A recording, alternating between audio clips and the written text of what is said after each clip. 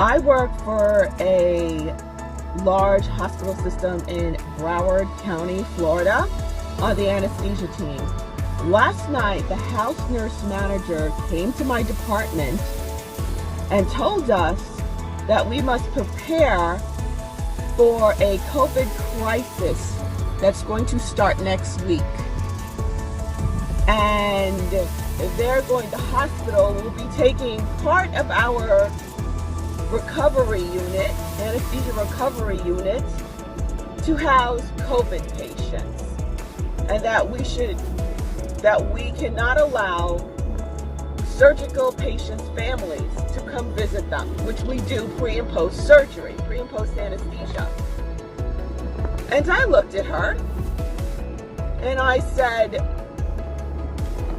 how do you know you're going to need our rooms, our bays?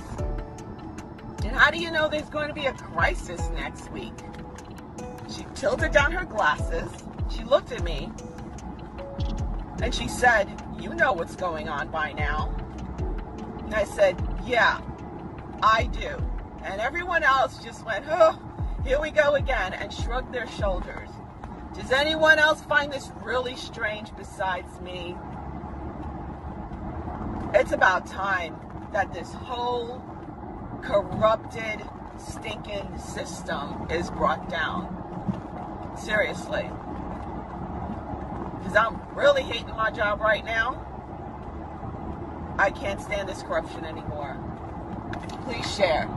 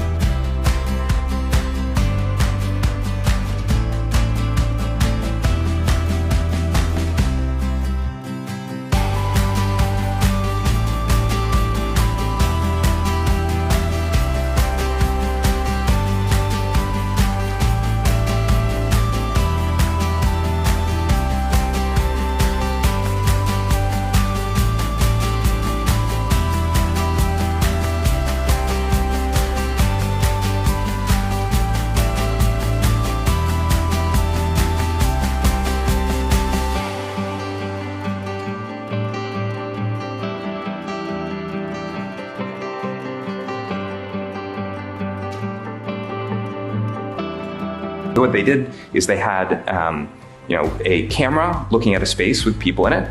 That's sort of like coming in from one eye. The other eye is the radio signals, so sonar from the Wi-Fi router.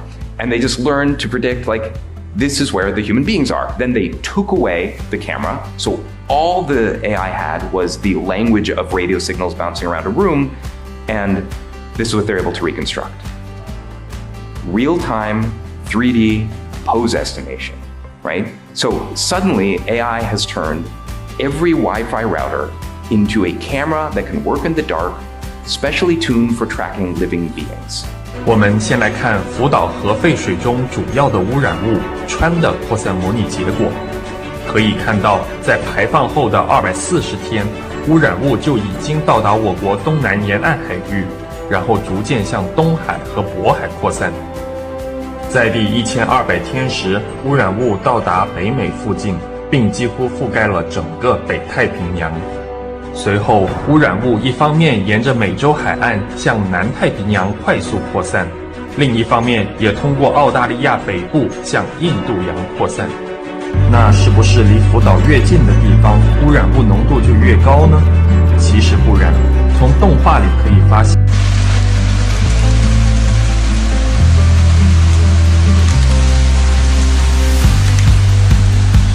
Neil and Buzz, the President of the United States is in his office now and would like to say a few words to you. Over.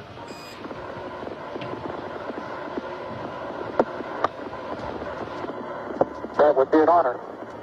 Go ahead, Mr. President. This is Houston out. Hello, Neil and Buzz. I'm talking to you by telephone from the Oval Room at the White House. And this certainly has to be the most historic telephone call ever made. I just can't tell you how proud we all are of what you do. For every American, this has to be the proudest day of our lives. And for people all over the world, I am sure they too join with America in recognizing what an immense feat this is. Because of what you have done, the heavens have become a part of man's world. And as you talk to us from the sea of tranquility, it inspires us to redouble our efforts to bring peace and tranquility to earth. For one priceless moment in the whole history of man, all the people on this earth are truly one. One in their pride in what you have done, and one in our prayers that you will return safely to earth.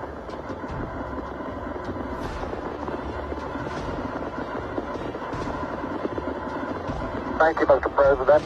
It's a great honor and privilege for us to be here representing not only the United States, but men of peace of all nations, and with interest and a curiosity and with a vision for the future. And thank you very much, and I look forward, all of us look forward to seeing you on the Hornet on Thursday.